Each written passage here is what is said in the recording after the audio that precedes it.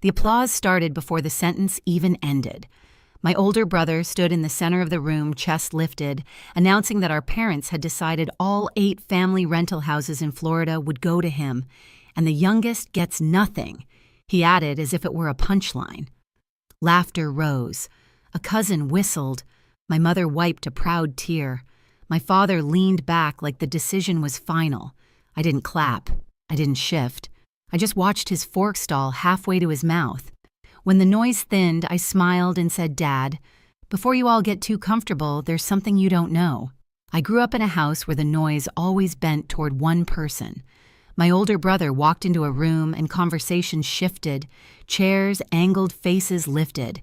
Even as kids, the pattern was set. On his birthdays, the table filled with balloons and frosting thick enough to hold candles upright. Mine were quieter, smaller, the kind where someone remembered the cake only when the knife had already been set down. I learned early that attention wasn't distributed, it was directed. In school, teachers mixed up our names. They always corrected themselves only when he laughed first. He had the easy charm, the loud voice, the kind of presence adults rewarded without questioning. I was the kid who finished worksheets early, waited, kept my hands folded on the desk. When I asked for extra math tutoring, my parents sighed, said money was tight, then bought another set of sports gear for him that same week. I didn't argue. I just did what I always did, folded the moment into silence and moved on. Family gatherings played out the same script. My achievements slipped between conversations like loose papers. His stories landed at the center of the table, retold as if each one had been a turning point for the entire family. A compliment for me usually came wrapped in comparison. Responsible, they called me. Independent, low maintenance, as if those were medals meant to make up for the absence of anything else. I learned to exist in the corners, close enough to be counted, far enough to be ignored. When I was accepted into a university out of state on a full scholarship, my father didn't hug me. He didn't tell me he was proud. He just said, "Well, someone has to leave Florida eventually," as if my leaving were a logistical convenience rather than an accomplishment. My mother called it practical, said this way, I wouldn't be a burden. Meanwhile, my brother stayed home, stepped straight into the family's rental business like a throne waiting for him. He was praised for helping, even when helping meant depositing rent checks and calling himself a property manager. I left 2 days after my 22nd birthday, packed the back seat of my old car, drove north until Tampa dissolved in the rear window. Atlanta felt like oxygen after holding my breath for years. A small apartment, a desk, a job where people actually listened when I spoke. No shadows to measure myself against. For the first time, my life belonged only to me. Then my grandmother called.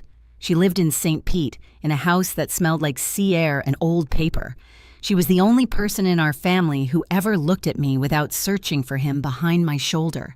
When she asked me to come down one weekend, I didn't question it. I drove down the long stretch of highway, arrived, to find her waiting on the screened porch with 2 folders stacked on the table. She didn't waste time. She handed me the first folder, payments, expenses logs, lines that didn't add up, rent that vanished, categories labeled repairs with no receipts to match, 18 months of quiet siphoning from the properties she'd spent decades maintaining. I gave him access because he said he wanted to learn, she said, her voice steady. Turns out he learned something else.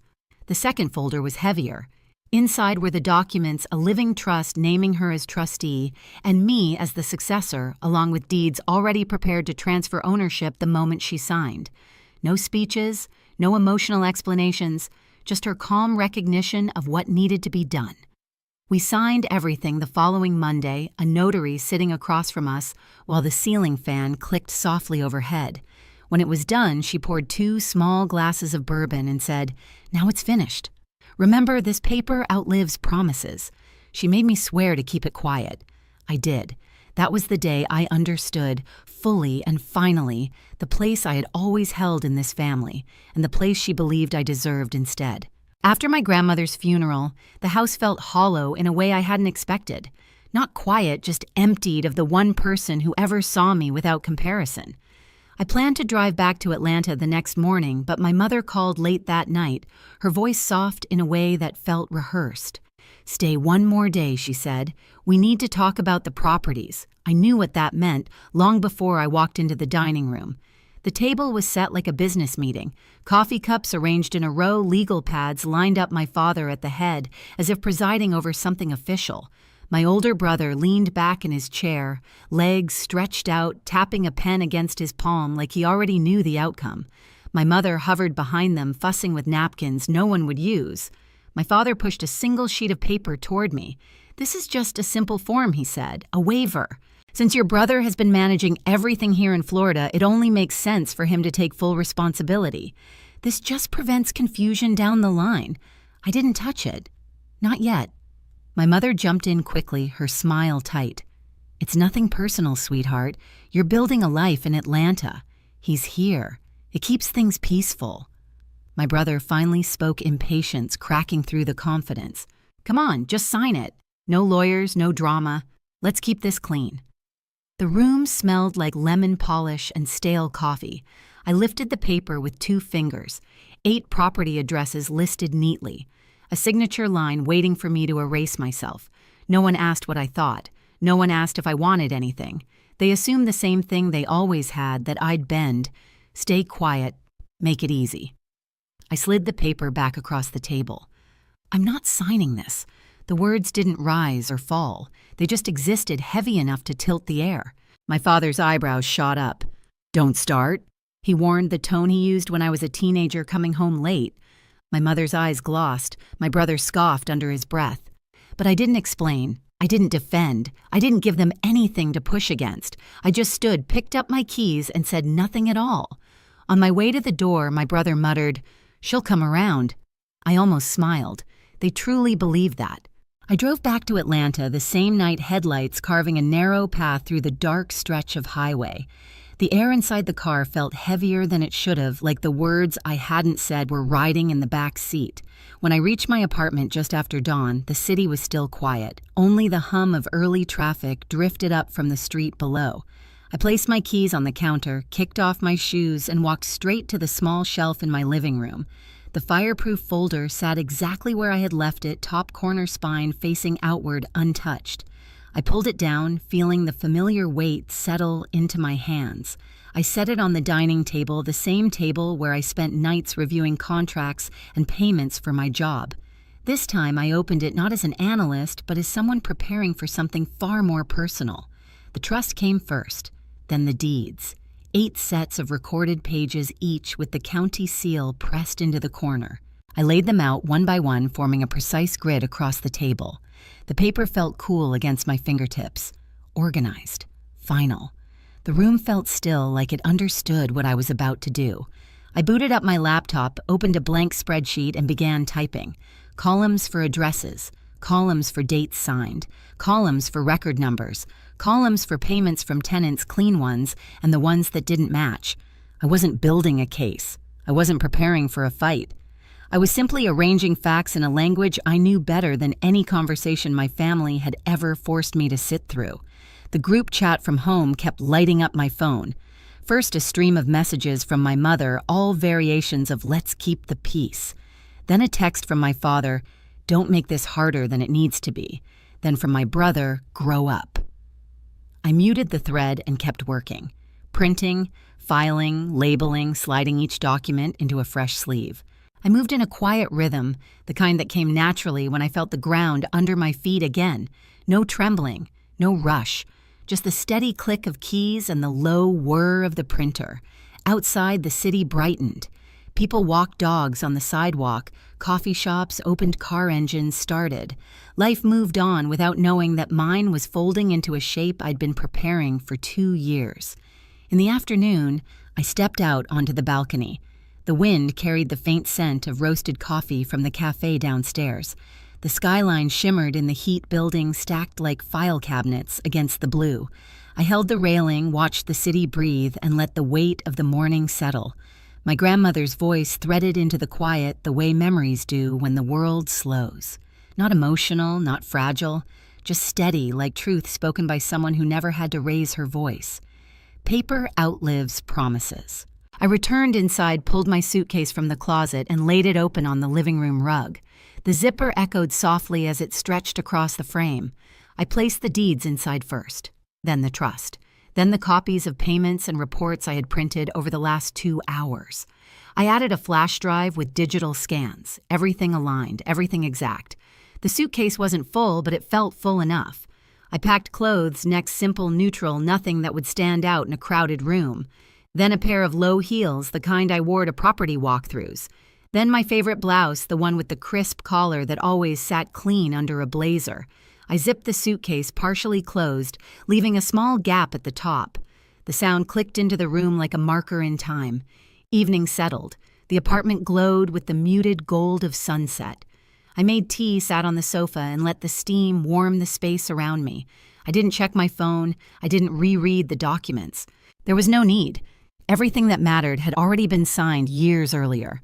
Around 10, I stood and pulled the suitcase fully shut. The click echoed louder this time. The next morning, I loaded the suitcase into the trunk of my car. The city was just waking up, commuters hurrying through crosswalks, the skyline washed in pale peach light. I merged onto the highway heading south.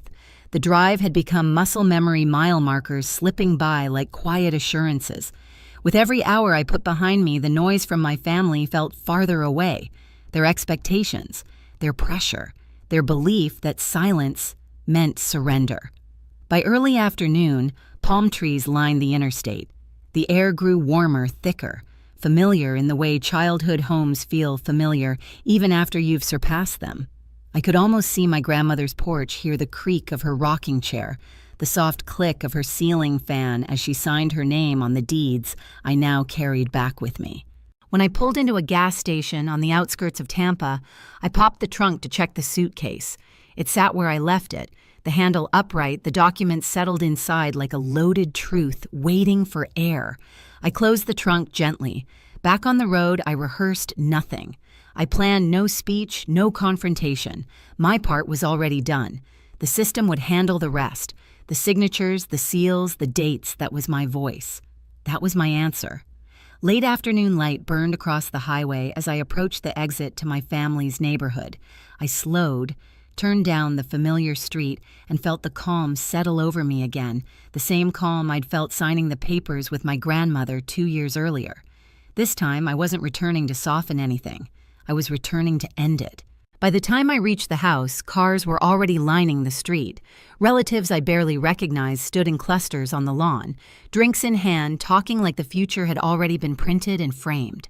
Through the windows, I could see decorations strung across the living room banners, flowers, brochures laid out on the table as if they belonged to a new empire. My older brother was at the center of it all, laughing too loudly, retelling the same story of stepping up for the family. My parents hovered nearby, nodding proudly, absorbing every compliment as if it were meant for them. I walked through the door without announcing myself. The conversation dipped for a second, then carried on, assuming I was simply late to applaud. I set my suitcase beside the couch, upright visible. A few people glanced at it, then at me, and looked away quickly. My brother tapped his glass again, the same gesture from earlier in the week.